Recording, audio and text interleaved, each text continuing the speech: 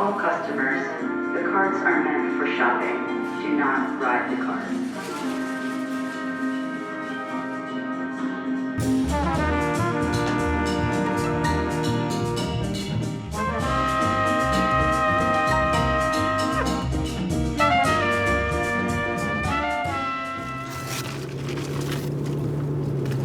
What's up?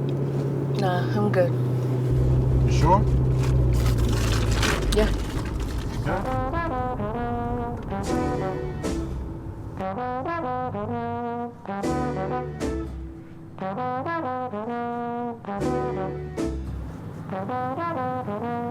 Hey. Hey. You wanna play a game? Okay, sure. Which one to play? 21 questions. Alright. You go first. Okay. Where are we going? This is like... You know I can't tell you that. You're gonna love it. You really are. Plus, you just wasted your first question. And it's my turn now. Do you remember how we met? Yeah, of course I remember how we met. I went to a party. I was dancing by myself, and when I looked over, you were there, and you came over to dance with me, and the rest was history. Yeah, you're right. You're right. But do you remember our first date? Of course I remember. I showed up to this dinner spot. I was wearing my favorite outfit. Nothing too fancy. I sat down for a table and waited 30 minutes for you. You were late, but I bet you don't remember that. I thought about leaving 3 different times while I was waiting for you. I said to myself, okay, 5 more minutes and I'm walking out. It's a dub. But that's when you walked in. You were wearing this beautiful tan coat. I remember the look on your eyes when I put your coat on the chair. It was magical. I know that you don't believe in love at first sight. Man, that look was altered for me. And then, of course, the rest of the dinner was fire from there. I have to admit that I wasn't quite that into you, but by the end of the night, your humor had gotten to me. What can I say? Quite the charmer.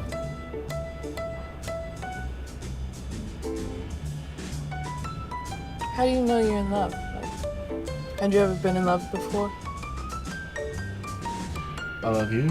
Yeah, I know that. I mean, had you been in love before me? Ain't it my turn now? Yeah, just answer that. Okay. I mean, romantically, yes. You're my first love. I mean, I've been in relationships, but you're the first person I can say I've been in love with. You know, like, love to me can mean many things. Okay, so obviously, we love our mothers, right? Love can be everlasting, but it can also exist in small moments. You can love right now,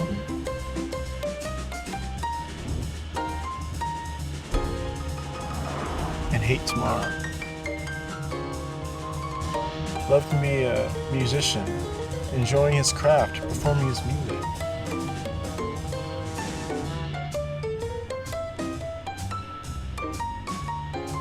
Or it can be a listener, enjoying an album created by a musician. Okay. You can have the same amount of passion for an album as you do for a person. You can have as intimate of moments with an album or a film as you can with a person. Arguably. Huh. The best things in life come from a place of love. Kobe, Spike, Donald, Pharrell. They would all do what they do for free because they love it. Huh. Interesting. Okay. I got my heart broken sophomore year of high school. There's your answer. You still love me more than you love the Outkast album, though, right? Of course. But I really do love that shit, though. Ugh. Whatever. It's right up here.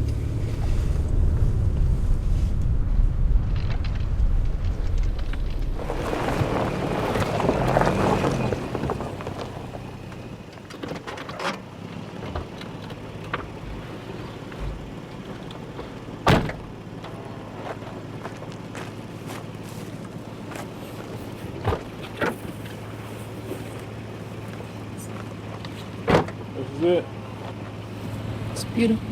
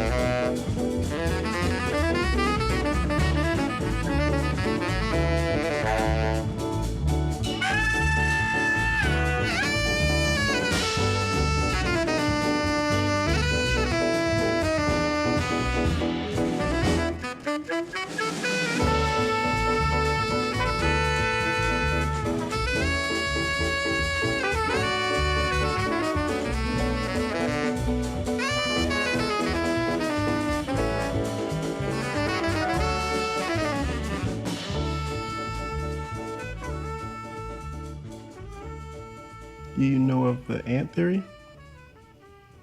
No. What's that? So basically, it's like killing life isn't that hard if it's interrupting your way of living. The concept is you can kill an ant or even a whole colony of ants and not feel anything because they're interrupting your peace and disturbing your way of life. You couldn't coexist. Huh. Okay, so basically, it's easy for you to kill something if it gets in your way of living. Somewhat. So my take on it is this, like, basically, that's what Earth is going through right now. Like, humans have just fucked Earth to the point where Earth has decided that humans are disturbing the way of life here. Huh. Yeah, maybe, but its ecological systems are being destroyed along with the humans. But then again, I guess that's the way America has felt about Black people all along. Yeah. I swear, dude, like, being Black in America is like, I don't know, it's like having your power taken from you every day in the most implicit of ways. And the crazy thing is, I used to not even notice. I remember in my African American history studies class, we watched Ethnic Notions, and I was dumbfounded. Like, I couldn't believe that it took me 18 years to realize all the ways that we had been programmed and just conditioned to think that we're less than, you know?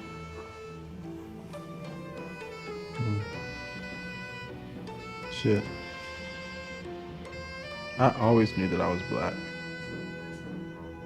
I come from a place where there weren't any white people around. So I learned early on that we weren't going to fit in on the other side unless we conformed to what they wanted us to be. But we're so much more than that, though. We can be anything. Teachers, writers, lovers, givers. Yeah, you're right. I remember I used to get called whitewash a lot. And the worst part was I wasn't being anything other than myself. And besides that term being awful and offensive and racist, it's just another way for people to police blackness, you know? Like, what does it mean if I were to be acting white? And then what would my behavior be if I were acting black, you know? Exactly. Black people come in a million shades and forms.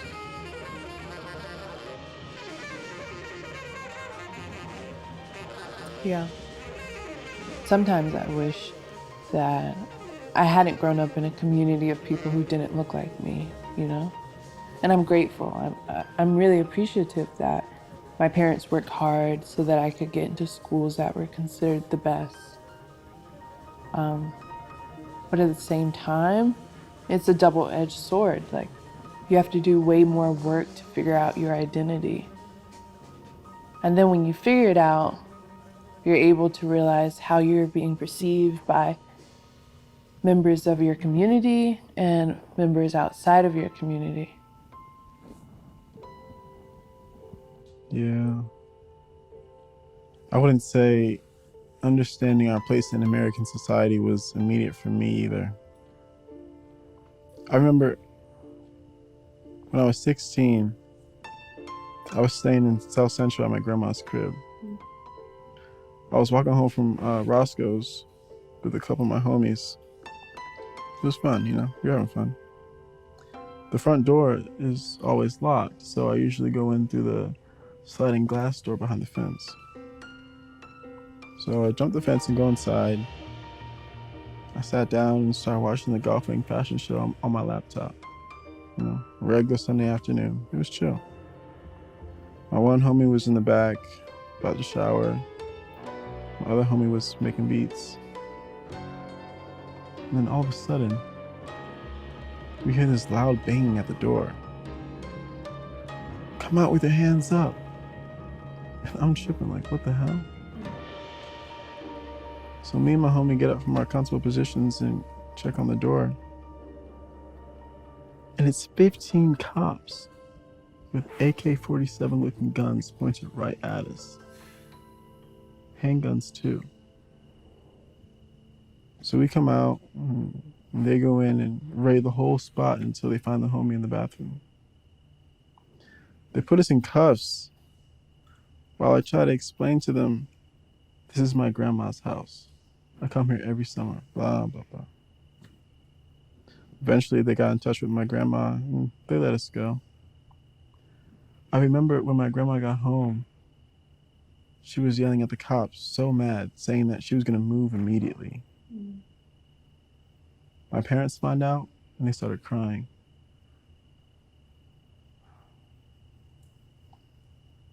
It wasn't until a year or two afterwards that I realized how traumatic that event was. I was so sheltered, I didn't realize how bad we had it.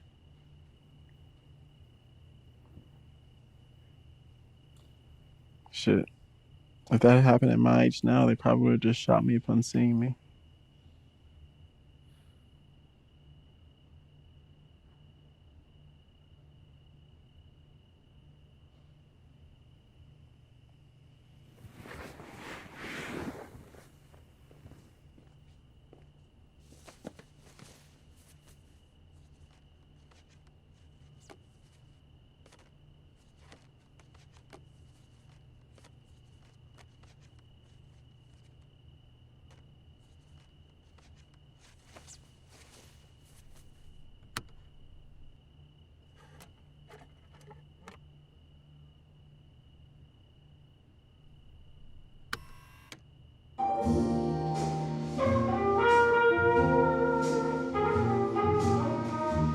to dance?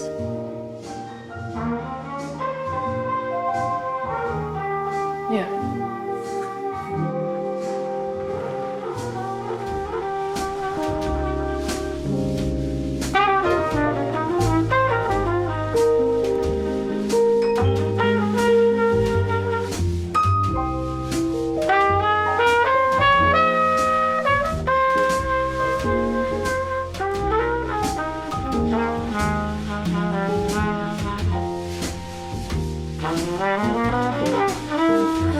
Oh, the roof might cave in on this whole town. Or maybe someday it all burns down. The streets might flood with water that's standing up to your knee. But as long as we're here together, what's a tropic storm to me?